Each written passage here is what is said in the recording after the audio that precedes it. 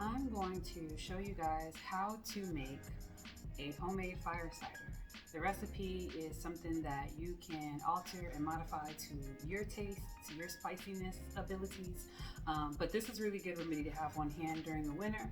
I keep this, I'm going to keep this in my repertoire of home remedies during the cold season, but it's something you really can use year round to make sure that your family stays healthy. So I'm going to show you some ingredients that you need. Mint, ginger, thyme, some oranges, yellow onion, yellow lemon, bulb of garlic, turmeric, jalapeno, cinnamon sticks, whole black peppercorns, horseradish.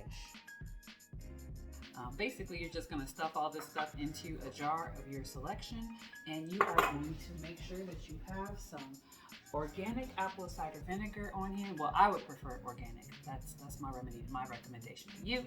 But you're going to fill the jar to the tip top, baby, with apple cider vinegar on top of all those lovely ingredients, and let them sit for about 3 to 4 weeks. You know, you're about there, and then you're going to strain out all the contents, and you're going to be left with the delicious fire cider that you and your family can take a tablespoon or two every day. You know, you can take a tablespoon or two every day. It doesn't have to just be in the winter. You can do it any time of the year to help your immune system out, you know. So, to take your jar, and you are going to just chop up all your ingredients and get them prepared. The list of ingredients will be in the description. You're going to just start stuffing it in the jar. I mean, do it like you want to do it. However you see fit to get this done. So you're going to just put that in there, about an orange. I like to slice them, not super thin, but you know, thin enough that you can get the juices out of them. Some ginger, throwing some ginger in there, like a good Samaritan would. Okay, we're gonna go ahead and throw some onion in there. Gotta love some onion. Cinnamon stick. You know, you're more than welcome to use whatever cinnamon you have. I like using the cinnamon sticks whole. I'm gonna go ahead and take that grated horseradish right here. There we go. And now I'm going to put some thyme in there. There we go. Put some thyme in there. Just a little thyme, not a lot. Literally, figuratively more than literally. You want to put a decent amount of thyme in there. So. But remember, your jar is only so big, and I want to stuff this thing to the brim, but I'm going to go ahead and put probably about 1 tablespoon to 2 tablespoons worth of black peppercorns whole in here. I'm just going till my ancestors say stop, so I'll put an approximate amount you can use, but it's really up to you, you know, kind of how you want to tailor this. This is just a good guide for you to get started on, you know, your holistic journey. Did we get the garlic in there yet?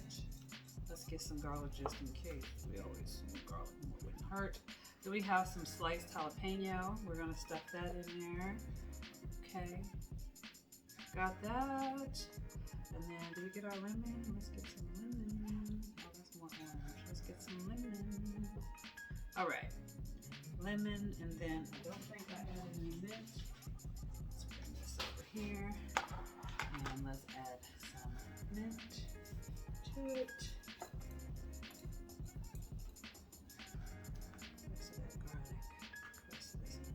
Just trying to use up all this chopped stuff, but you're gonna stuff this bad boy, okay? Don't be scared. Don't be scared. You want to have, you know, a healthy amount of stuff in here so that your fire cider can be potent. Not super potent, but you want it to be worthy. If you've ever made any type of tinctures or anything like that before, you know that, you know, there isn't always exact, you know, processes for certain things, especially, you know, home remedies and things like that. So you do it how you see fit overall. Okay, so I'm satisfied with how stuffed this is. I can't fit anything else actually. So I'm going to get my apple cider vinegar and I'm going to fill the jar. You've got to fill it all the way up. And you have to make sure everything is covered in the jar. It's really important for the process because you don't want anything to get rotten sitting in there, and the vinegar is going to help that. So if you gotta push something down. So now I'm going to grab the lid or throw it, whichever happens first. And then I'm going to seal this. Oh, important step. It's really important to use a piece of parchment paper. Parchment paper. If your lid is metal, because you don't want that vinegar to come in contact with the metal lid. You don't want it eating through it. You don't want that chemical reaction in your stuff. So this is what it looks like. I have another jar over here. This is what it looks like. But you're going to, that's horrible. I shouldn't do that to you. This is what you want to see, okay? You got all your good stuff in there and it's fully covered. And so you're going to shake this once a day.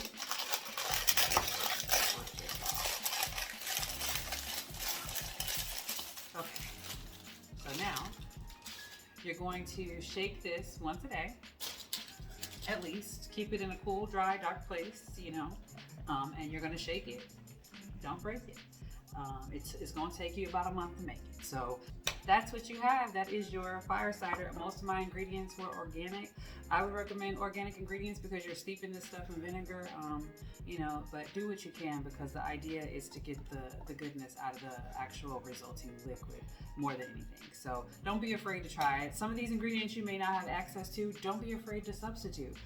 Again, use this as a guide, you know, and pack it till you just can't pack it no more. That's the goal. So I hope you guys tried this recipe. I really am looking forward to seeing what the results are. I probably should come back and show you what I got out of it after they have marinated for the month that they need to marinate. So you will see these again. So I look forward to sharing that with you, and hopefully you find this is a good remedy for your family to stay healthy all through the year. So take care.